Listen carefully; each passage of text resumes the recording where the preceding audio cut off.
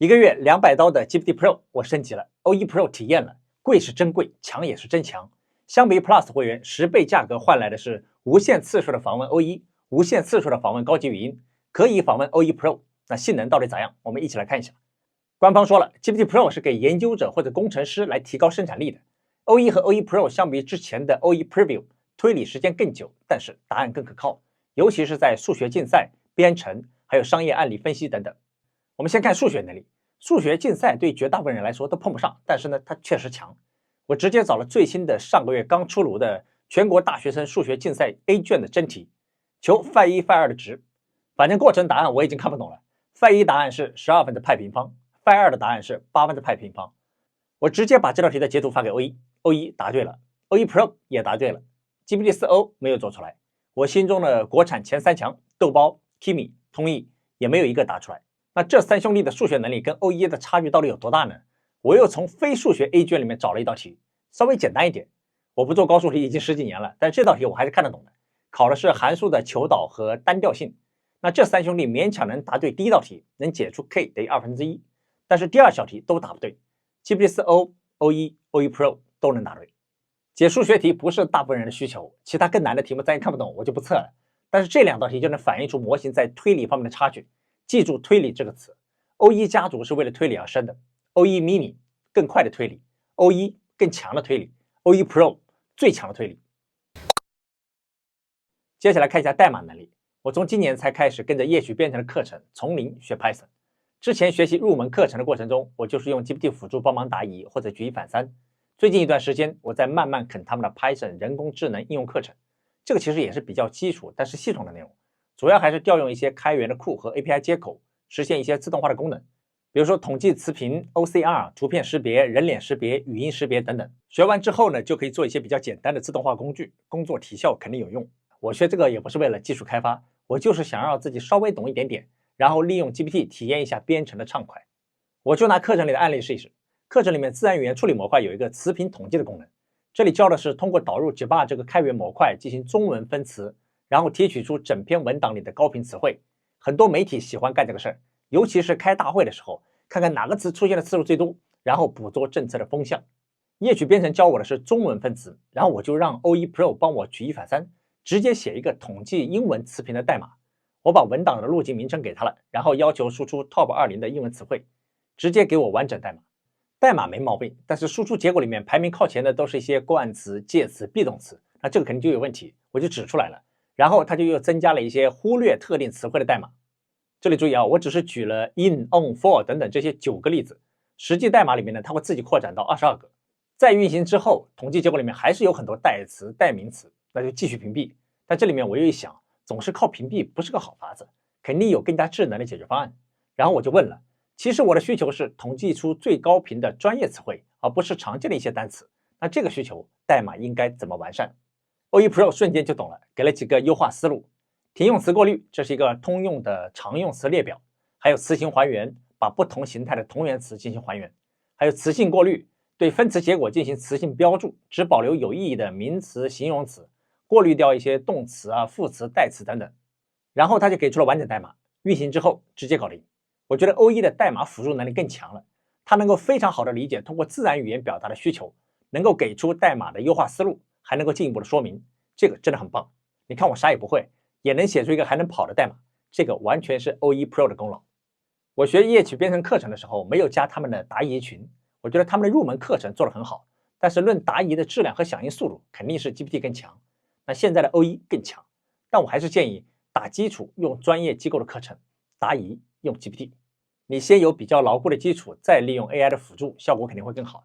你也别问我还有什么别的好的课程推荐，我真的不知道，我也不会。我现在就学了夜曲编程的 Python。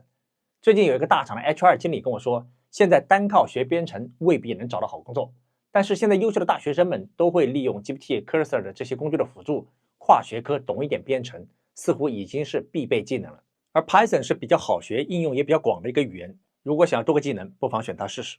代码能力方面 ，OE Pro 的表现几乎差不多，$200 OE 可以无限制使用。我估计还是有很多开发者会订阅$200的，比如说月薪15000的工程师，只要 OE 能够节省出10%的工作时间，这个就是划算的。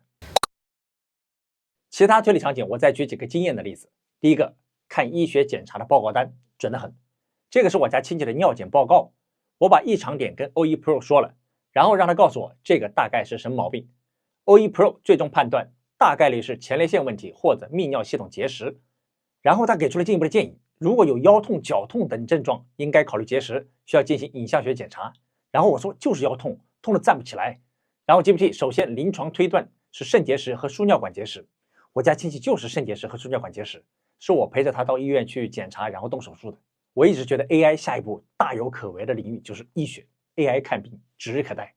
接下来这个案例 OE Pro 好像发现了不得了的东西，这个是我在下午1点和晚上7点09分的视频播放数据截屏，我直接发给他，然后我告诉 GPT， 在这期间这条视频的同时再看人数一直稳定在图中的127到170人之间。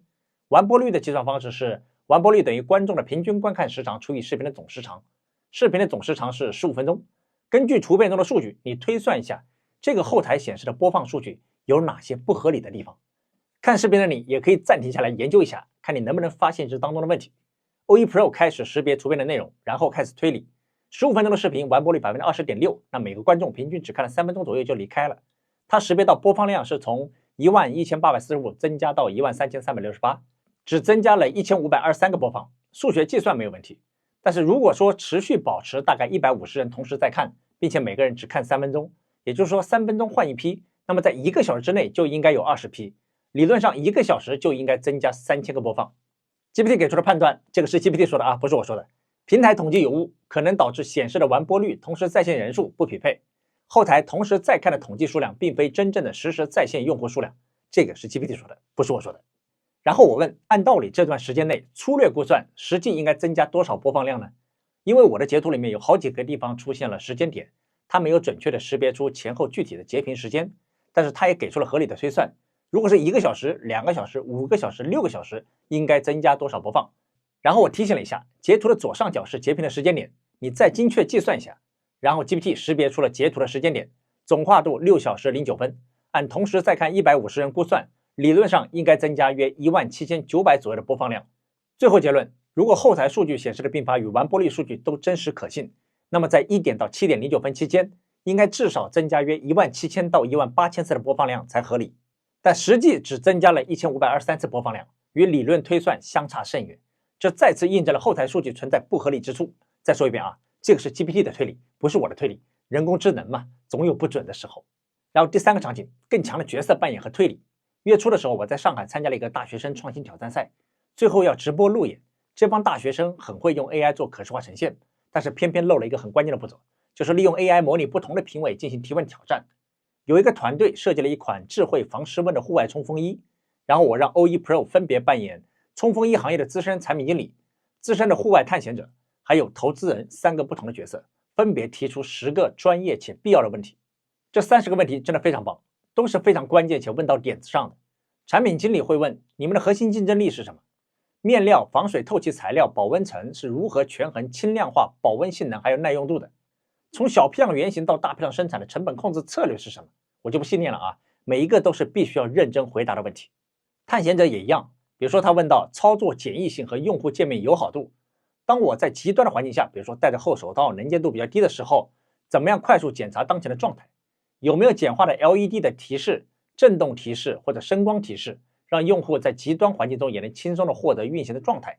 这个问题现场就被评委问到了。投资人的问题就更加犀利了，未来3到5年预测增长率怎么样？你们的定价策略是什么？目标毛利率是多少？如何获取早期的种子用户与意见领袖的背书？关键组件就是传感器、电池、卫星模块，这个供应链是否稳定？不整虚的，都是非常实在且必要的问题。如果觉得不够，可以每个角色再来10个问题。其他头脑风暴或者角色扮演的场景都可以去试试。我觉得 OE Pro 在角色扮演这个场景下，它的输出质量更高了。第4个场景，市场调研和商业决策分析。听说大疆要做全景相机，那我就问了，大疆在无人机领域有着绝对的主导 ，Pocket 3也是全球热卖，运动相机 Action 也很牛，请结合实际的市场竞争环境分析一下，大疆是否应该战略性的进入360全景相机的领域？请给出你的分析框架以及分析结果，要求内容详实、有结构、有数据、有深度。就这份分析报告，你让一个市场专员去写，2天都不一定能写出来，质量非常高。你看竞争格局分析，主要对手就是 Insta360。Insta 360在消费者心智中已经与360全景相机画上了等号。行业竞争壁垒，硬件层面，双镜头设计以及无缝拼接的算法，高刷新率和高分辨率的视频拍摄与实时校正，图像稳定算法是技术核心。软件层面，智能剪辑、AI 跟踪、移动端后期处理流程的优化、VR 平台的兼容性是竞争重点。Insta360今年就主打他们的 AI 剪辑功能。他也分析了大疆的优势，无人机积累的传感器技术、增稳算法都可以直接移植，供应链管理也很成熟，有全球的销售渠道和品牌背书，也有自己的 Mimo App， 只要增加 AR 标记、智能跟踪、后期自动剪辑等等功能，就能快速的满足用户的需求。这个分析很透彻。但是也明确指出了风险，如果大疆不能提供显著优于 Insta360的创新点，可能陷入价格与功能的追赶战，导致利润空间不高，产品存在被红海化的风险。这段用词也很专业老道。然后给出了战略判断，大疆有做360全景相机的必要性和可能性，能够形成从空中无人机到地面 Action Pocket， 再到全景360的全方位影像生态，有助于巩固大疆在影像领域的综合地位。最后还给出了战略建议，我看下来质量真的很高，唯一的缺陷应该就是数据支撑，这一块属于局部堆料，可以再结合 Search GPT 或者其他的 AI 搜索工具来补足一下。但是总的来说，全文3300个字，有结构、有逻辑、有洞察、有深度，一个市场经理2天的活 ，O1 Pro 47秒搞定了。第5个场景再来个学术相关的，前面统计词频的这份 Word 其实是一整篇论文，关于蛋白质结构预测的综述，有传统的方法，也有 AI 的方法。我全文复制粘贴丢给 O1 Pro， 要求他做2件事。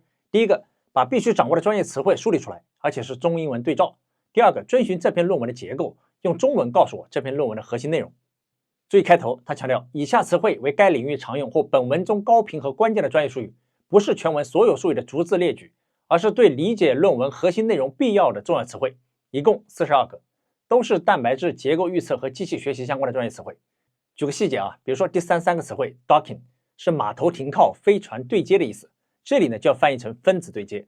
还有第37个 backbone 是主干、主心骨的意思，这里呢就得翻译为蛋白质主链。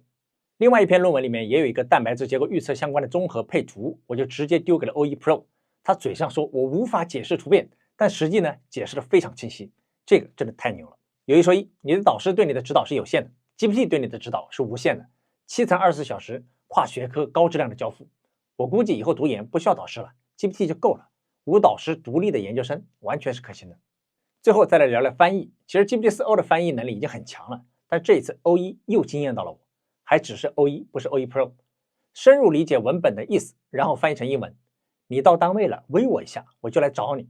他知道微我一下是 send me a WeChat message。 这条干货视频我干了1周，内容很硬。 I spent a solid week crafting this info-packed video.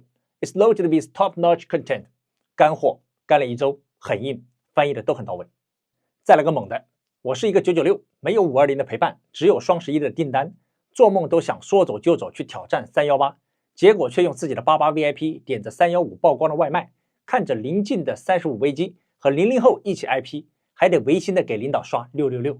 这里面有大量的中文特色的数字梗，他翻译的都非常的传神到位，每一个数字表达的意思都讲清楚了。跟国产 AI 对比， O1 真的是深入理解文本的意思，然后给出最恰当的翻译。